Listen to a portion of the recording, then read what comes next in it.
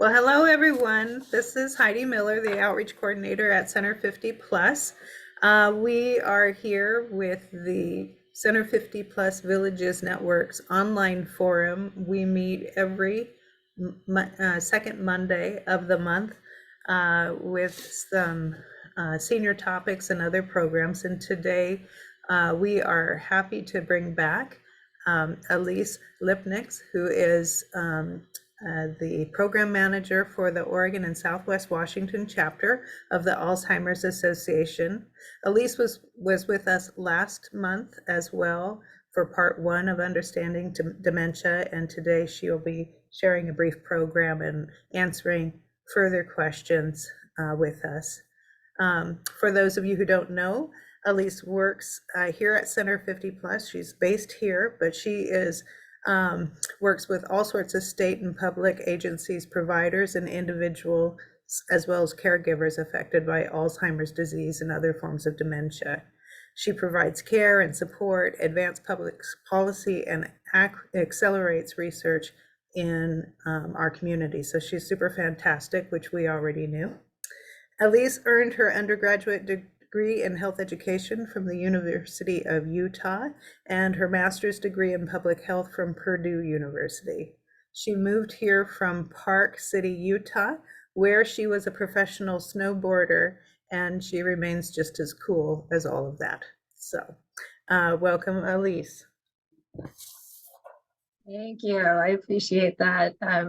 Welcome back, everyone. I'm so happy that you came back. I know I saw Janice in the interim. We did a healthy living lecture, and she was there. So I'm happy to be back. So what I'm going to do this time is it astounds me that I've been in the Center 50 Plus and with the Alzheimer's Association for 7 years. And I really haven't gotten a chance to talk to, I think I took for granted that people were in the Center 50 Plus. And it was like, if you build it, they will come. And I took that for granted, and I'm very sorry for that. I'm really excited to share with all of you what we do in that office upstairs where that girl is constantly staring at her computer. I just kind of want to share with you what our organization is about. And I arm you with that information to share with others as well. In case you see someone that might be in need of our programs, services, or wants to advocate or do a number of things. So what I'm going to do is I'm going to share my screen here. And once I do, I cannot see any of you. So feel free, please. I'm going to kind of go through these slides a little quickly because this is a presentation that could really drag out for a while. And if you have any further discussion about any of these slides, just unmute yourself and chime in, because like I said, I won't be able to see you. So let's share our screen. All right, can everyone see us?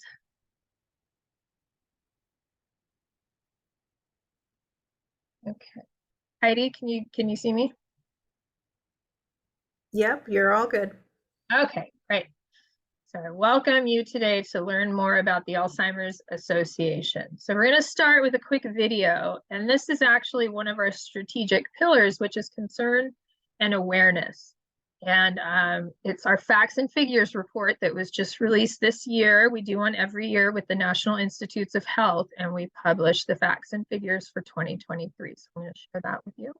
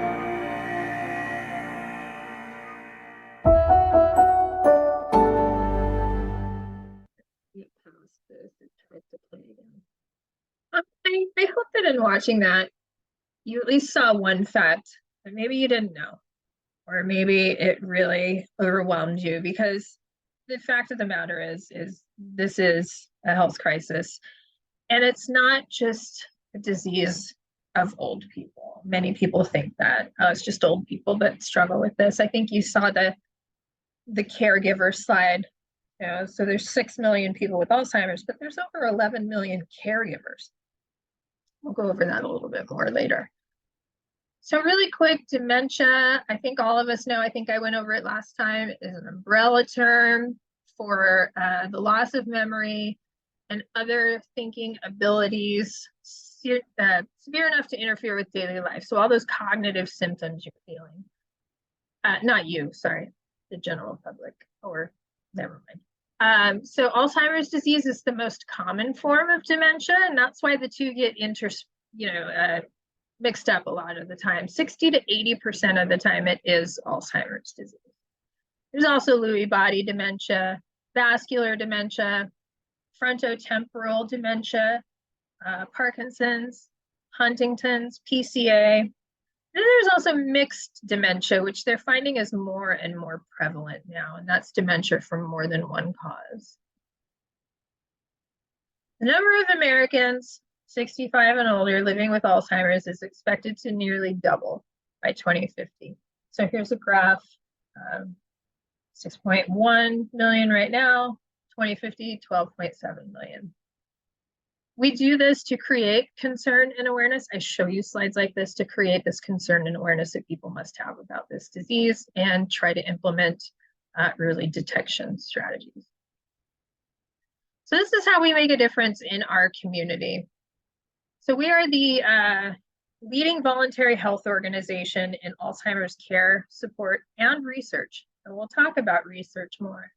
So in Oregon alone, there are more than 69,000 people aged 65 and older with Alzheimer's disease. For the 168,000 caregivers in the state, 317 million hours are unpaid. And then it talks about some Washington statistics as well.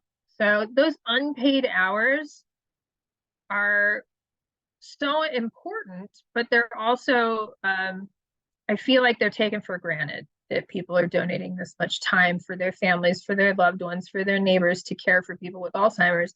If this were to get billed out hour by hour, it would bankrupt our nation.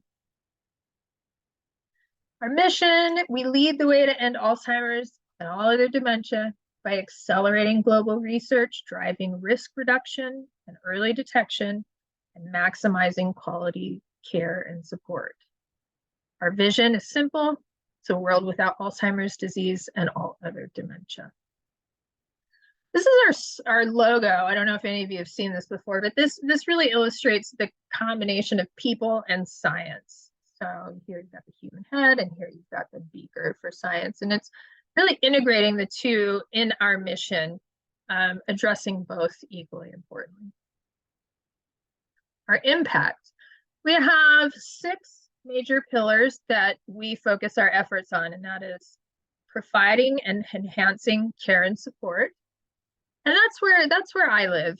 I live in care and support land because I determine all of our statewide programs, support groups, education programs, things of that nature. We accelerate research, we increase concern and awareness, strengthen diversity, equity, and inclusion, we advance public policy, and we increase revenue to fund the mission. So as far as care and support, we offer a lot of options, but I think the one I'm going to focus on today is that 800 number. So we have this 24/7 helpline. It is manned by master's level clinicians and geriatric social workers. So you can call this number if you just want to register for a class, or if you want to talk about the new FDA approval on our last medication, or if it's 2 o'clock in the morning and you've put your loved one to bed for the 5th time and they won't go to sleep and you just need to cry, or you need to freak out and you need to talk to someone while you're doing that. This is a very important number. This is for people with the diagnosis, for caregivers, basically for anyone that wants to call. And it is open 365 days a year. because people ask me, well, why can't I call you, Alise? Well, you can, as long as it's 8 o'clock to 4 o'clock on Monday through Friday. But I think a lot of us realize that dementia does not necessarily happen between 8 o'clock and 4 o'clock Monday through Friday. These are some of the education classes we offer. You can find a listing of upcoming programs and support groups at this link at the bottom, alz.org/CRF. That CRF stands for Community Resource Finder. So you search by zip code. We offer a lot of classes ranging from healthy living for your brain and body, all the way to understanding and responding to dementia-related behavior. Discrimination is a barrier to Alzheimer's and dementia care. These populations have reported discrimination when seeking health care. So 50% of Black Americans, 42% of Native Americans, 34% of Hispanic Americans, and 33% of Asian Americans. As a person myself that is I feel like I'm very privileged, and I don't know if that's always such a good thing, but I've never been in fear of seeking medical help. So I can't imagine what this is like, and we work daily to try to reduce and eliminate these barriers. We increase concern and awareness. We do that by providing educational programs and dementia-related information like the 2023 Facts and Figures report to create that concern and that awareness. We implement far-reaching campaigns to promote the power of early detection, and we offer a variety of resources on our website. The association is leading the voice in Alzheimer's policy, advocating at the global, the federal, and the state level. So we help to pass landmark legislation such as the National Alzheimer's Project Act, which mandated a national plan for fighting Alzheimer's disease. We ensure that federal policy and our research agenda reflects the urgency of the Alzheimer's epidemic, and we lead the way for Alzheimer's disease research funding. So this graph is from the NIH, and to put this in perspective, I started right here in 2016 is when I started my job. And annual federal funding for Alzheimer's disease related research was $631 million. Now, these are supposed to be Bs, I apologize. Now we're above 3.7 billion. So just in the 7 years that I've worked here, we have increased that much, and it's so important. And a lot of it is because of our advocates and our voices that we fight for this increase in funding. We accelerate research on the global level. So let's take a look at that. The Alzheimer's Association has played a vital role in every significant development in Alzheimer's research. The largest nonprofit funder of Alzheimer's and dementia research in the world, and its impact is second only to the US and Chinese governments. We have 320 million currently active dollars supporting 1,000 plus projects in 54 countries and every continent except for Antarctica. Some of the research that has come to play has given us the rise of a lot of these medications that you can see. So if you look to the green before the yellow shading, if you look in this shading, these are therapies that have been in use for some time. The first one starting in 1996. These therapies, they treat the symptoms of Alzheimer's disease and relieve people of general symptoms most of the time. However, they do not address the underlying biology of the disease, and what that means is they do not slow the progression of the disease. So these two medications, aducanumab and lecanemab, are the two medicines that actually address the underlying biology of the disease. So they have been shown to be effective in slowing the progression of the disease by targeting amyloid beta. And amyloid beta is the protein in your brain that they feel causes Alzheimer's disease. There's been a lot of evidence pointing to that. So we're in a new phase of treatment now with aducanumab, known as Aduhelm, and lecanemab, known as Leqembi. We've been fighting for CMS approval of these medicines. The Centers of Medicare and Medicaid decide what insurance pays for. And thus far, up until last week, they did not give us their approval, even though these medicines have been FDA approved. However, last week, lecanemab, or Leqembi, was authorized, was given FDA approval, and what's called a traditional FDA approval. And that should now lead for CMS coverage. In the meantime, while we were fighting for this, we were on state and local levels holding rallies nationwide in front of the US Capitol, in front of the Salem Capitol, making our voices heard that people should not be blocked the opportunity to have coverage if they so wish. Donanemab is another medication that is under FDA approval right now. So we truly are entering the phase of treatment. So we are testing unique therapies, and there's multiple clinical trials that are targeting multiple aspects of Alzheimer's biology. So people always ask me, so you're just testing amyloid beta, that's it? No, it's not. We're testing neuroinflammation, vascular stress, bioenergetics, epigenetic regulation, neurotransmitters, misfolded proteins, cellular communications, tau, and amyloid beta. So we're looking into inflammation, the blood-brain barrier, all of these things nationally, globally. So getting involved, I'm actually going to play this video because this is a wonderful volunteer we have in Janice Jasinski, and she tells her story, and I love the dog passed out in the background, but she is really amazing, and I like to have her speak.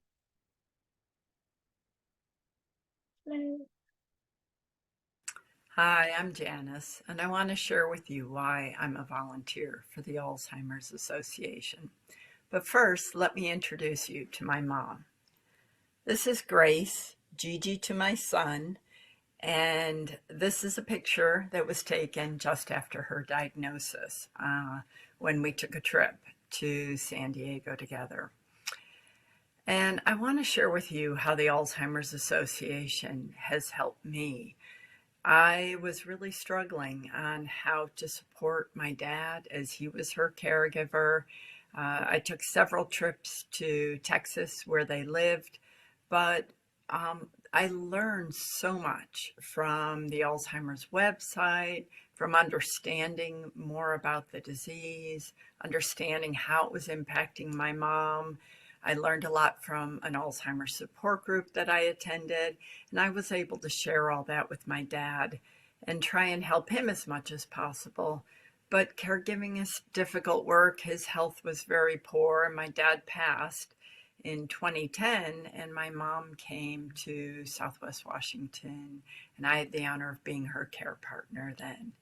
So again, the Alzheimer's Association was always there for me. When I had a question, when I wasn't sure how to, respond or what to do in a certain situation, they were there with their helpline, with people I could call and talk to. And so that cemented for me how important the work is, let alone all the research, and my hope that my son will never face Alzheimer's disease. So I have become a big time volunteer, doing what I can, supporting it through the walk and fundraising. I co-facilitate a support group. I'm a community educator. It's my honor to give back to the Alzheimer's Association and to help and reach caregivers everywhere, because I know how difficult that work is. And so that's my story. And I hope that it may inspire you to volunteer or to donate, but to support the Alzheimer's Association, because no one should face Alzheimer's alone. Thanks so much.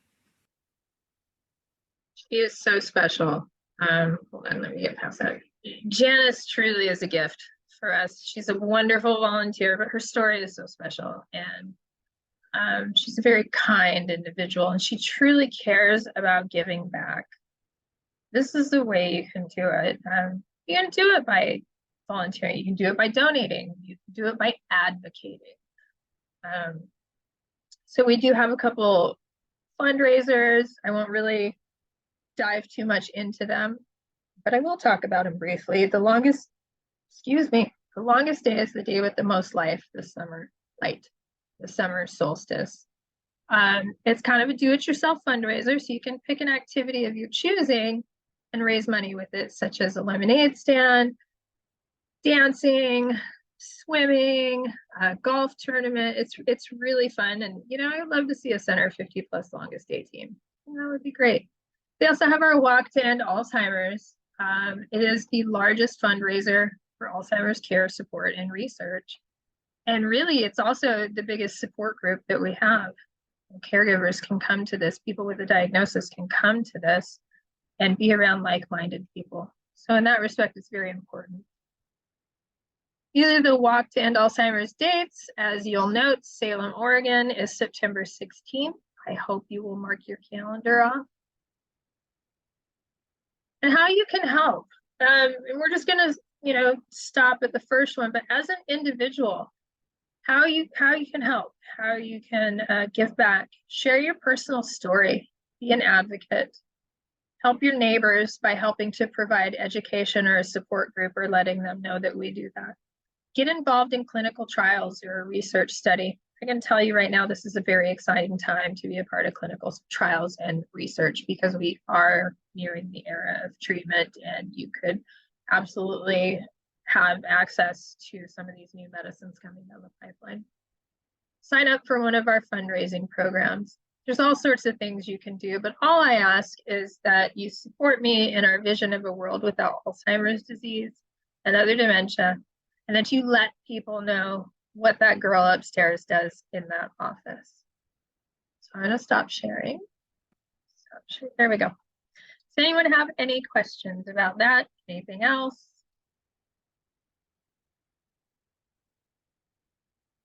Did I do that well? Oh, you did that very well. Thank you.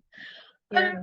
A lot of people know that there's some classes and support groups here and there, but we really are a global leader in Alzheimer's disease prevention and research. And so that I think is very exciting, actually showing those numbers of where we've come to in federal funding and how much research we do actually fund. Yeah. Well, I've lived in a lot of places and I'm familiar with various Alzheimer's support groups for caregivers. And they vary widely in their effectiveness from those that are, they meet regularly and they have for a long time and the attendance is good, to those that are more sporadic, where they only have a couple of people. How would you characterize the support group in the Salem area? We have a couple, and we still offer virtual and in-person listings. So we do have the Salem Caregiver Support Group at the Center 50 Plus. It's on don't quote me on this, I think the third Wednesday of the month at 10:30. And it is a sizable group. There have been a lot of people that have shown up to it for the first time, a lot of people that have been in it, but we only started it a couple months ago. So it's really not, it's not really a situation that you're going to walk into and think, oh, these people know each other so well, I feel like an outsider. Mm-hmm. We also have our virtual group, which is the West Salem group, which is on the second Monday of each month in the evening. And Meenal is the gal that facilitates that group, and she is a neurology RN, and she's also a very magical person and a wonderful facilitator. She doesn't have as many people come to her group because I think people prefer the in-person group. But those are the two that we have in the Salem area. We also have a good one in Dallas, an in-person one at the Dallas Senior Center. And they just switched it to Monday, so I can't give you the exact date because they just did it like 2 weeks ago. But I think that support group, finding a support group that works for you is like shopping. You have to go to a couple of different ones, and And we have enough virtual groups that you can have the experience of going to a number of different groups and seeing, where you fit in. There's definitely groups that you're going to get in, and most of these people are late stage caregivers and you may not relate to them as well. So it is, you do kind of have to shop around for one that you fit in well. There's something to be said for chemistry. Alise, the slideshow was fantastic, and I promise everyone that I will put the educational link in an email afterwards. Also, share the helpline again. I'm so impressed with that helpline because you have really fabulously trained folks on the other end of the line.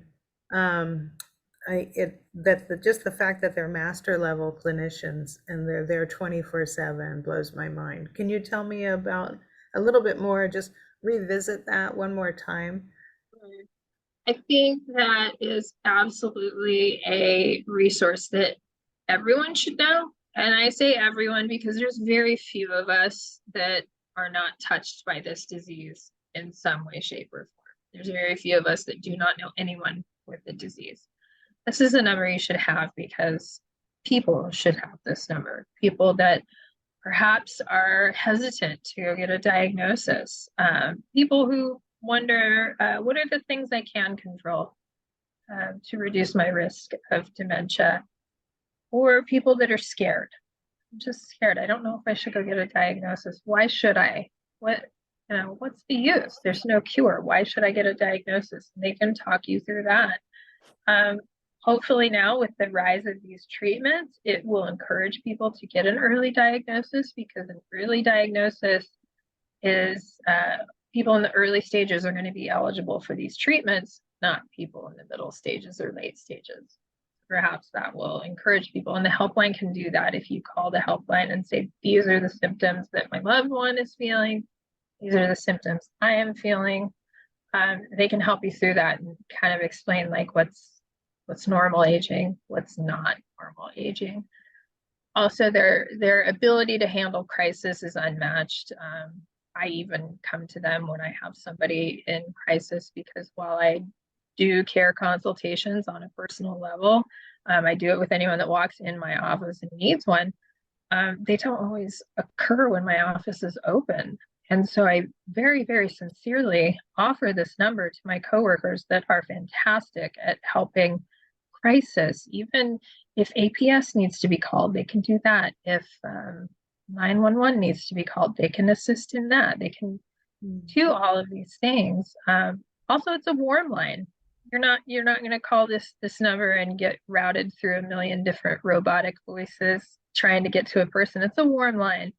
I think at the very first they ask you what language you want to go in, because they do offer these services in over 200 languages. So I know, it's pretty cool. Yeah, Janice. Yes, in your slide presentation, there was one that showed the 5 forms of dementia, and Alzheimer's was 60 to 80%. And we were just talking about, diagnosis. So how is the diagnosis done? What's the criteria? That's a great question. And let me put this slide back up while I talk. Because my grandmother many years ago we were told that she had dementia and not Alzheimer's, but she was really non-functional. She was bedridden and had her eyes closed almost all the time and had to be fed, but they didn't say Alzheimer's, they said dementia.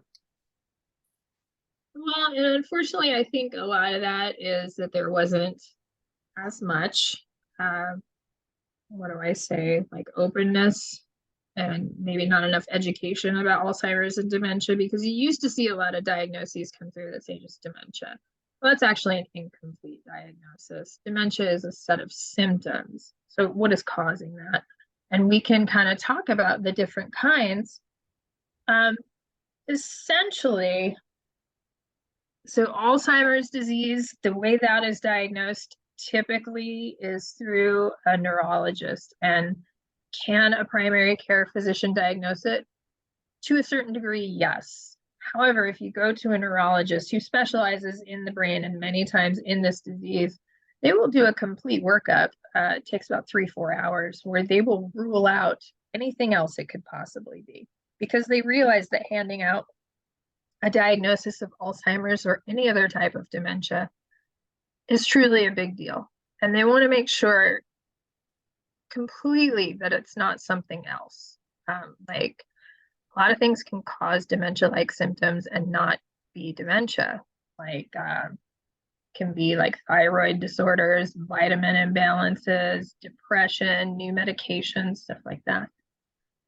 Lewy body dementia can be diagnosed. So Alzheimer's disease is mostly diagnosed through a long process. Lewy body is a little easier to diagnose because it's a different protein in the brain called alpha-synuclein, and they test for that. So they can tell if you've got Lewy body dementia. Vascular dementia, I don't mean any of this is easy to diagnose. I don't mean to say that, but they have more direct ways of diagnosing it. Vascular dementia is pretty much caused by cardiovascular incidents. So strokes, any strokes, they can usually diagnose those with an MRI. Frontotemporal dementia starts out a little differently. It starts out more with changes in personality and aggression before it goes on to memory loss. And then like Parkinson's and Huntington's, they can test for as well. So it's not a one-stop test. It's not, do I have it? We are working on biomarker tests, which is blood, cerebral spinal fluid, biomarkers that they can actually look for and say, yes, you have Alzheimer's. Yes, you have this. And they can tell it up to 20 years before you even show symptoms. Those are on the horizon, but probably like 2 to 5 years away. So it's really, there's kind of different ways of diagnosing the different types of dementia. But the other types of dementia are pretty, not as common. Vascular dementia is probably the second most common. And what was I going to say? Well, so do you start with a neurologist? Is that what people do? I mean, I'm giving no clinical advice right now, and I'm not telling anyone what to do. But personally, if I blew out my knee, I would go to my primary care for a referral to ortho. I think you should go where the most knowledge base is, and this isn't to say that primary care physicians do not know about it, but the true diagnostic process is very accurate, but it's also very long, and a lot of primary care providers simply do not have the time to do that. So Alise, like if you call the helpline, neurology, it's one of those specialties that, like a lot of them is there's not enough neurologists, but not all of them are interested in diagnosing dementia. There's a lot of subspecialists. If you call the helpline, would they be able to tell us neurologists in the area who specialize in diagnosing dementia? Yeah, they will. And luckily for us, we have one of the greatest resources in OHSU, and the latent Alzheimer's and aging program. That is really that's really a gift for us to have that so close. That's personally where I would go. I work with them a lot. I present this exact presentation to their medical students. They're really on board with this awareness. There's also neuropsychiatrists, neuropsychologists, geriatricians, but like you said, there's not enough. There's not enough of any of them. You're looking at like an 8-month waiting list to get in to see a neurologist that diagnoses Alzheimer's. Yeah. Thank you. You're welcome. My knowledge of these two new drugs is kind of limited. Well, what I've read is not encouraging. Maybe you can talk me out of my negative attitude. But the science between, reducing the amyloids or the fatty deposits in the brain and improvements in Alzheimer's is kind of iffy. And the studies that I've read, they show that the improvements are sometimes not even noticeable to the participants, or not deemed very significant. The brain swelling and the brain bleeding, we're talking 17% and 19%, I believe, which is really high. The costs are astronomical. The follow-up, for the infusions and the brain scans, out-of-pocket costs are really high, and the cost of Medicare is going to be astronomical. The whole package just struck me as iffy. The scientific community kind of rejected the approval of it. But Alzheimer's Association kind of, they're an advocacy group and they advocated for it and they've been pretty successful. But I'm just kind of negative about the whole thing. Can you talk me out of that? Can I talk you out? Well, there's a lot of people that are. And a lot of the science is not super strong. The science is, obviously strong enough to gain FDA approval. However, the FDA approval was called an accelerated approval, which means they have no longitudinal studies. What happens down the road when you take these medications. Also, yes, it's an infusion, and CMS was blocking payment for it. And the cost was going to be about $56,000 a year. So yes, a lot of just iffy. Is this really going to work? Is it not? Keep in mind, we are at the beginning of our treatment journey. And if these medicines, I happen to have an advocate who has been on the donanemab, share my screen, I'll show you, has been on the donanemab medication, and she is 12 years into the early stage. She's still early stage. She got access to donanemab through a clinical trial, and she's 12 years into it, and she's still in the early stage. So that's, it's not going to work for everybody. Absolutely not. Just like the existing medicines that we have, the donepezil, the memantine, the, Razidine, Exelon, these are not going to work for everyone either. Some people say they take them and they feel awful. Some people take them and they feel a lot of symptom relief. So it's going to be the same with Leqembi. Absolutely. What we're fighting for is CMS coverage to cover the medication, and we're fighting for people to have the choice. People should have the choice. Do they want to take it? Do they not? This is a fatal disease. This is really scary. If it's going to help them get another 2, 3, 12 years, why wouldn't they? The science is strong enough to get the FDA approval. And again, I'm not a scientist, so I can't really talk to you about the exact science, but I think a lot of people are against it too, because it focuses on beta amyloid. And a lot of people are really sick of hearing about beta amyloid. And they want to know about inflammation, how inflammation causes Alzheimer's, and the blood-brain barrier and protective factors. And we're just addressing one part of it. So I have a couple of volunteers that are against it, and they teach our classes, and I just tell them to cut that slide out if they don't want to talk about it. When they're representing the Alzheimer's Association, they have to say certain things. So I just let them cut that slide out if they don't feel like they can discuss it. But you're right. Well, that's a good answer. But that FDA approval was political, not scientific. There was a advisory committee of experts that overwhelmingly said it's not ready for prime time. But what is it, Biogen? Is that the name of the? That was the first one, the Aduhelm. Right. That was the first one that came. Pretty well, yeah. The second one was a little bit slightly more effective than the Aduhelm, but generally it's a political topic more than it is a scientific one.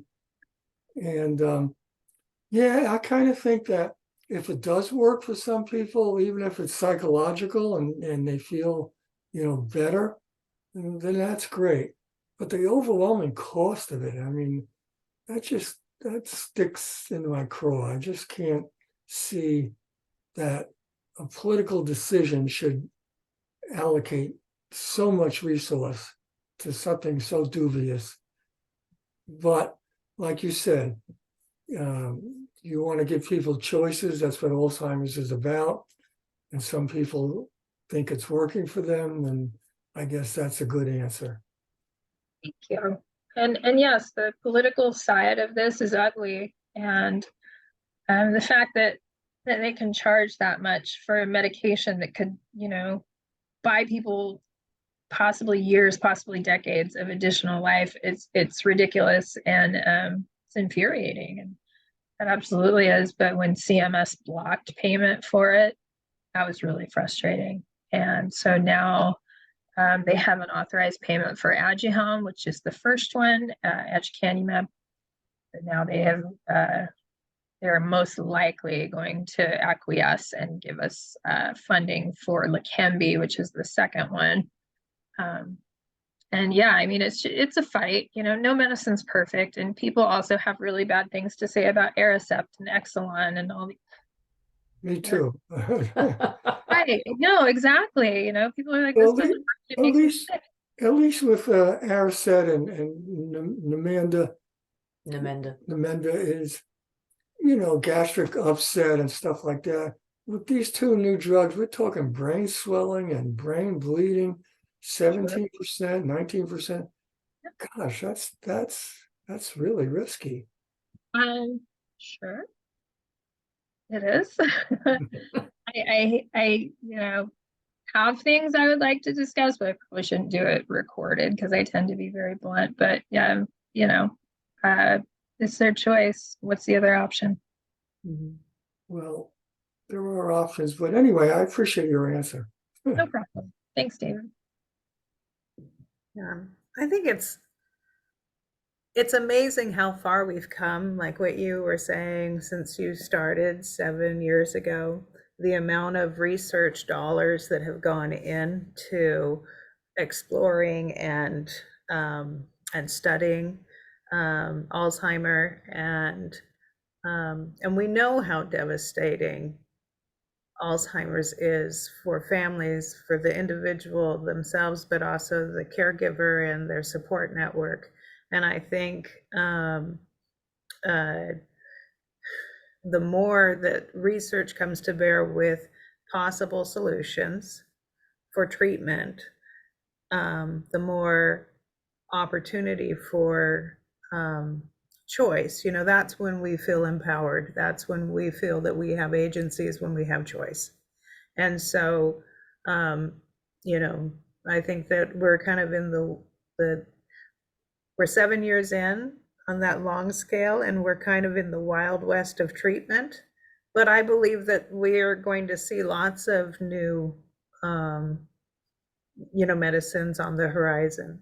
So I think the psychological breakthroughs are really good. I mean, the non-medication alternatives, how to communicate with somebody with dementia is really, really important.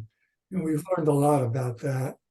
And the environment and how that can exacerbate or alleviate the dementia symptoms. So, I mean, I'm a sociologist, not a clinician. That has been much more heartening to me. Well, in terms of treatment, the medications, we've been throwing a lot of money at it for 70 years now. Hopefully, we'll make a breakthrough soon, but it's been a long, long time, and it's really kind of discouraging to me how little progress we've made over those many, many years, medication-wise. Alise, I'm sorry. I think that what we've learned about behavioral supports is something that you could talk to, and that is, yeah. Absolutely. I was gonna say, it's discouraging that medicines like Rexulti have just been approved for Alzheimer's disease patients with exaggerated or exacerbated anxiety and anger issues and stuff. They're just kind of throwing a medicine at it. Like if your person's acting out, just give them this medicine that'll sedate them. I think that is that's very frustrating. I actually had one of my friends asked me today, her grandmother has Alzheimer's disease and her mother is caring for her grandmother. And she asked me, she said, Elise, Grammy is really being very difficult and she seems very frustrated and angry. Do you know why that's happening? And I said, well, the first thing I would do is look at the caregivers. What are they doing? How are they communicating? How are they addressing these behaviors in a way that's keeping their person calm and happy? That's your goal, calm and happy. I said, so are you asking her? I just said hi to you. Don't you remember? Or, triggering words like that and she actually gave me some examples of how they talked to her. And I felt bad, but I told her, I said, no way. I said, don't ever say that again. No, if you wonder why she's acting up and being frustrated, well, maybe you should take our communication class or our behaviors class, because truly a lot of their behaviors do reflect directly upon the caregiver. And you do have communication and behavior classes. Oh yeah. And those would be accessible with that education link, the alls.org CRF. Yeah, the CRF slide. All of our classes are offered on demand too. So at any point you can go to the CRF, which is the Community Resource Finder, or you can just go to alz.org/training, and you can take any of these classes on demand. So these are the understanding and responding to dementia-related behavior, effective communication strategies. There's this class, Dementia Conversations, and that talks about the 3 most difficult conversations you might have with a person with dementia.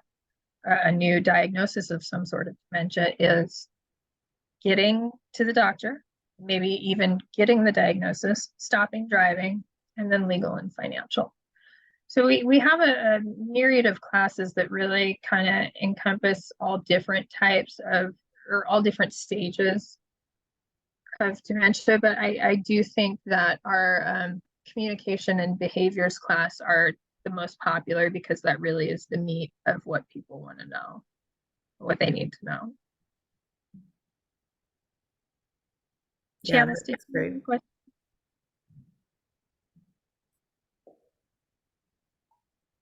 When David was talking about the costs, we have to just recognize that as a society and as a world, it's all about the money, and the politics are all about the money.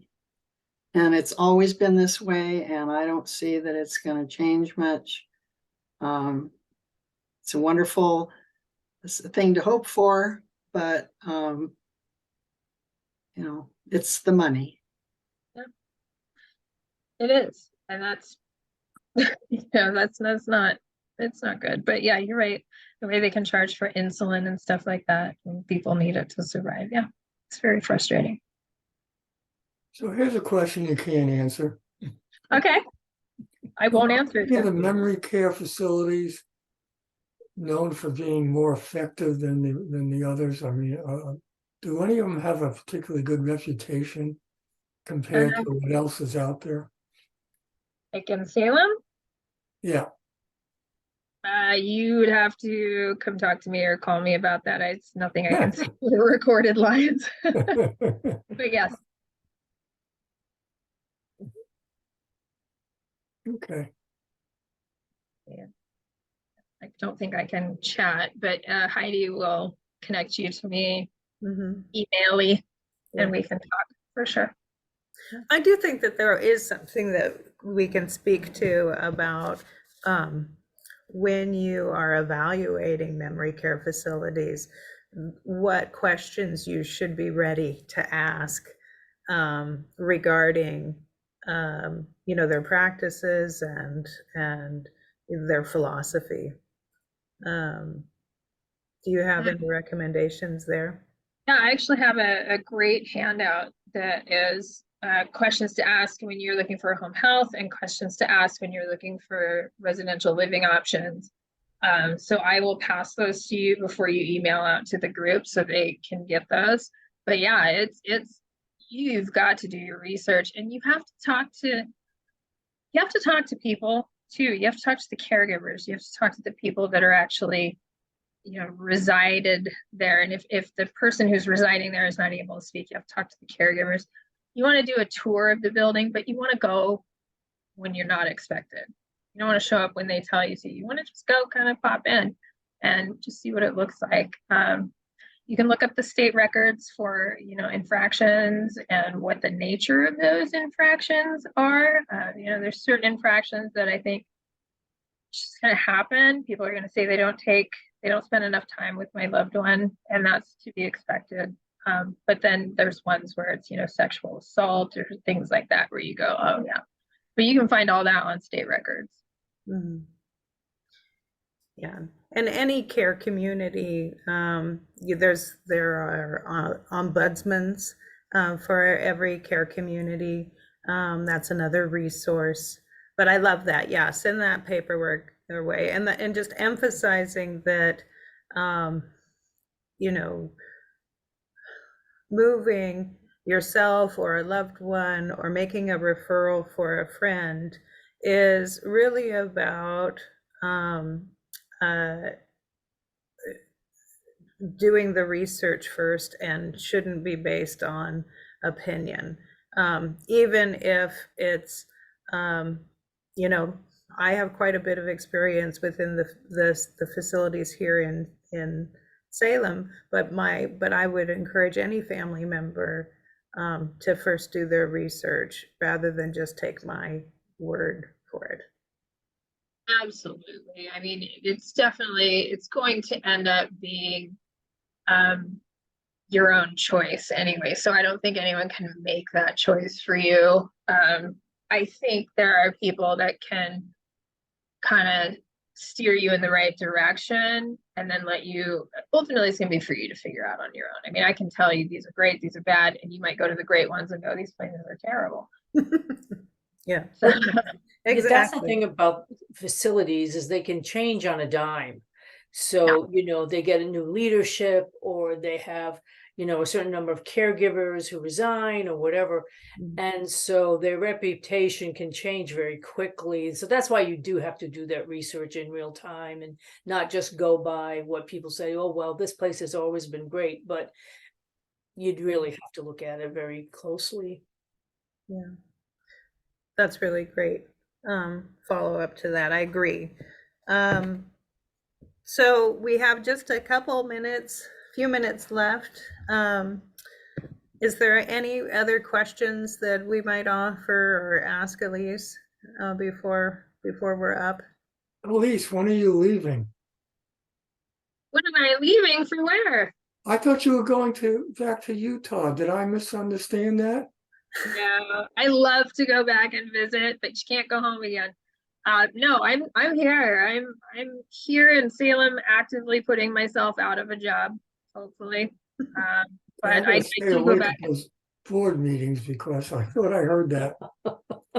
Oh yeah, no, I'm not. I go back and visit from time to time, and I always make a big deal of it when I do. But I'm a lot older. My joints are older. My joints are in pretty bad shape because of the snowboarding. So it's like I can't really do that anymore. But I do go see family. Well, at least we love having you, and we will invite you back again. Absolutely. And just for this last couple minutes, I wanted to say everyone that's here with us is actually involved with our South Salem Village. And so we have on the South Salem Village Sign Up Genius monthly calendar, you'll see we have a new event on the, what is it? Is it the 20th? 20th. Yep. 20th. Jean and David are going to help facilitate a meetup at yay at Minnow Brown Island Farm Stand and food cart. So that's very exciting. So that's on the calendar. Next month for our Villages Network online forum, we will be having representatives from Death Cafe come, Salem Death Cafe come and speak to us about that international movement that's really focused on increasing awareness of death, helping people kind of break that membrane. But as Janice, who actually introduced them to me a long time ago, said that they end up talking a lot more about life than they do about death. And so we're going to be inquiring your minds want to know. So we're going to have a guest there. And then in September, we will have a panel of colleagues from Center 50 Plus in celebration of National Senior Center Month and the theme Building Momentum. So we have a couple of great programs coming up in the future that you'll be, have an opportunity to learn more about. And finally, I just want to say that our Generations Over Dinner, we have a Generations Over Dinner scheduled for Wednesday, July 19th. If any of you would like to participate in a facilitated conversation with other members and generations, you'll get that on your calendar. And then just a heads up, we'll be doing another one in August, the third Wednesday in August, and then also in September, in honor of Grandparents' Day, we'll be doing a breakfast that will be family friendly with hands-on programming. So lots of really fun village programming coming up. In addition to our service day, we'll be in South Salem in September for our service day. The next one coming up is in West Salem. And as ever, you just let us know if there's anything that that we can do for you or your neighborhood or your community group to get connected. So, all right. Well, thank you all. It's a minute or so after 7, so off to dinner you go. Bye-bye. Thank you so much. Thanks again, Alise.